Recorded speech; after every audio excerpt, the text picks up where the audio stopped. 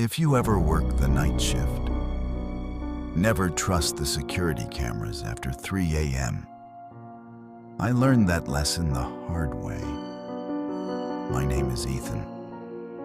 I'm 28 years old, and I work as a night security guard in an old office building on the edge of the city. Most nights are painfully quiet.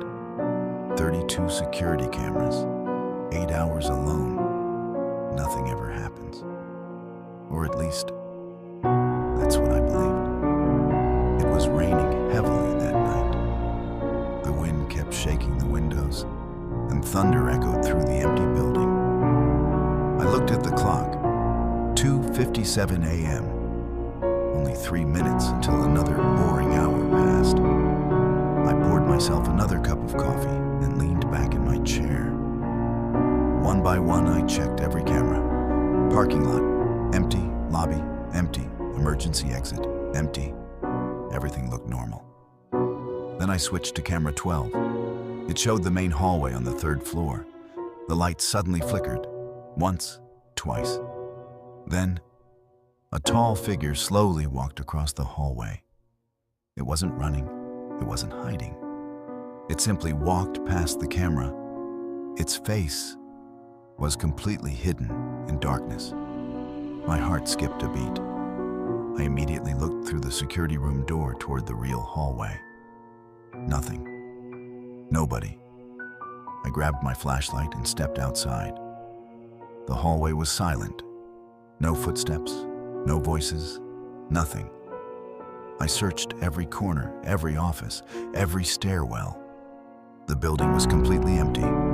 Confused, I returned to the control room. I replayed camera 12. The figure was gone. I frowned. Maybe the camera had glitched. It was an old system after all. Then something caught my eye. The timestamp. It didn't say 3 a.m. It said 3:05 a.m. I looked at my wristwatch. It still read exactly 3 a.m. For a moment, I couldn't breathe. The security camera was showing footage from 5 minutes into the future. I laughed nervously. There has to be an explanation. But deep inside, I already knew. There wasn't. I couldn't stop staring at the monitor. The timestamp still showed 3:05 a.m., 5 minutes ahead of reality. I wanted to prove the camera was broken. So I did something simple. I picked up my coffee mug and placed it on the floor. Then I waited. Exactly 5 minutes later, without even thinking, I bent down and placed my coffee mug in the exact same spot. I froze. The camera hadn't predicted my future. It had already seen it. My hands started shaking. I looked back at camera 12. The hallway was empty again. Then, someone walked into the frame. It was me. I was wearing the same uniform, holding the same flashlight, moving exactly the way I always walked. But I had never left the security room. I slowly turned toward the hallway outside, still empty. No footsteps, no sound. I looked back at the monitor. Future Ethan stopped walking. Then, he slowly turned his head and looked directly into the camera. His face was pale. His eyes looked exhausted, almost like he hadn't slept for days. Then he raised one finger and pointed behind the camera. Not at the hallway, not at the floor. Behind the camera itself. My heart started racing. I whispered, "What are you trying to tell me?" At that exact moment, every light inside the security room flickered. Once, twice. Then everything became silent. Every monitor went black. For 3 long seconds, there was nothing. Then all 32 monitors turned back on at exactly the same time. Every single screen was showing me. Not one version of me. 32 different versions. One was running, one was screaming, one was hiding, one was lying unconscious on the floor, and one was staring straight at me with a smile that didn't belong to a human being. I slowly stepped backward. Then I heard it. A whisper. Not from the hallway. Not from the speakers. It came from directly behind me. A voice quietly said, "You're watching tomorrow, but tomorrow is watching you." I spun around. No one was there. The security room was empty. Only the endless hum of the monitors filled the silence. I tried to convince myself that I was imagining everything. Lack of sleep, too much coffee, too much stress. There had to be a logical explanation. Then camera 12 changed again. The hallway appeared, but this time, I was standing at the end of it, completely still. I wasn't moving, I wasn't breathing. I was simply staring into the camera. I looked down at myself. I was still inside the security room. So who was standing in that hallway? Suddenly, the version of me on the screen smiled. I never smiled. Not like that. It was slow, unnatural, almost painful to look at. Then every monitor in the room began switching cameras by itself. Camera 3, camera 18, camera 7, camera 25. Every screen showed me, standing somewhere else inside the building. It was impossible. One Ethan stood inside the lobby. Another walked down the emergency stairs. Another stood inside the parking garage. One of them was covered in blood. Another kept looking over his shoulder, as if something was following him. My breathing became heavier. I reached for the keyboard to shut the system down. Nothing happened. The controls were frozen. Then every monitor displayed the same message. "Live feed," I whispered. "That's impossible." These weren't recordings anymore. They were happening right now. The lights above me suddenly went out. Darkness swallowed the room. Only the glow of the monitors remained. Then, very slowly, camera 12 zoomed in by itself. Closer, closer, closer. The smiling version of me filled the screen. He leaned toward the camera, as if he could see me. Then he whispered.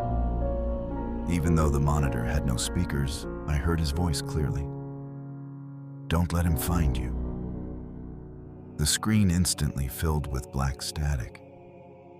At that exact second, something heavy crashed somewhere deep inside the building. For the first time that night, I realized I wasn't alone. The sound echoed through the building, metal scraping against concrete. Slow, heavy, deliberate. I grabbed my flashlight. Every instinct told me to stay inside the control room. But another part of me needed answers. I unlocked the security door and stepped into the hallway. The entire building felt different. The air was colder. The silence was heavier. Even the lights seemed darker than before. As I walked down the corridor, my radio suddenly came to life. Only static. Then, a voice whispered through the speaker. "You're almost here." The signal disappeared. I checked the CCTV monitor on my tablet. Camera 12 was still 5 minutes ahead. It showed me walking toward the old server room at the end of the building. I wasn't there yet, but the camera already knew where I was going. I should have turned back. Instead, I followed my own future. Every step I took matched the monitor exactly. The same hallway, the same flickering lights, the same shadows. When I finally reached the steel door, my heartbeat stopped. The server room door was already open. On the monitor, future Ethan slowly stepped inside. I looked at the real doorway. It opened by itself, very slowly, as if something inside was waiting for me. I raised my flashlight and entered. Thousands of old surveillance monitors covered every wall. Some were broken, some showed only static, others displayed empty rooms. Then, every screen turned on. At the same time, every monitor showed me, not the present me, not the future me. Different versions of me, older, injured, terrified.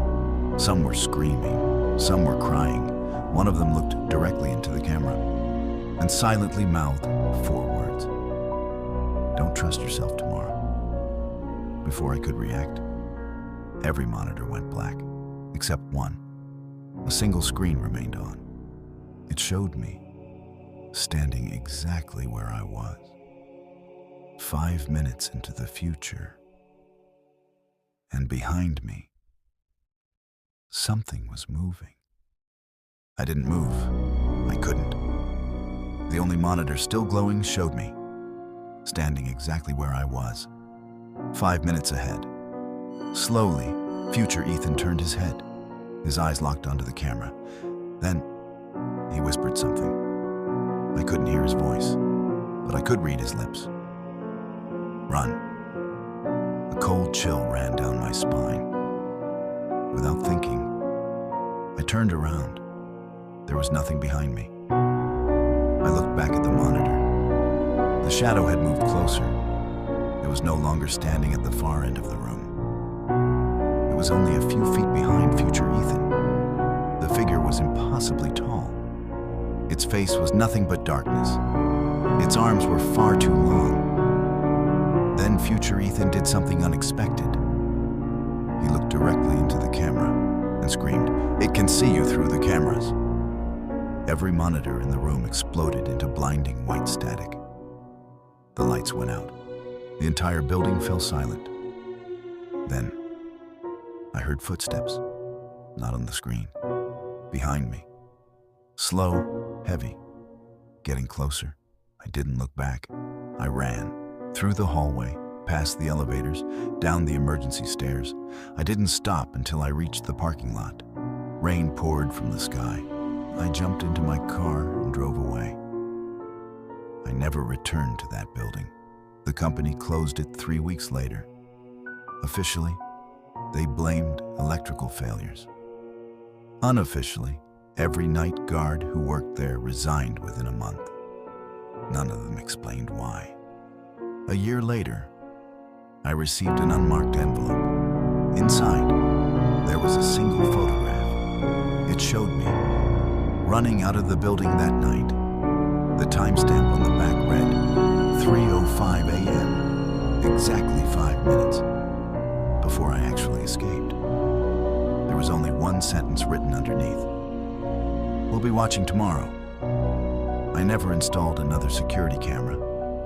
And every night, at exactly 3 a.m., my phone receives a notification from a security camera I no longer own.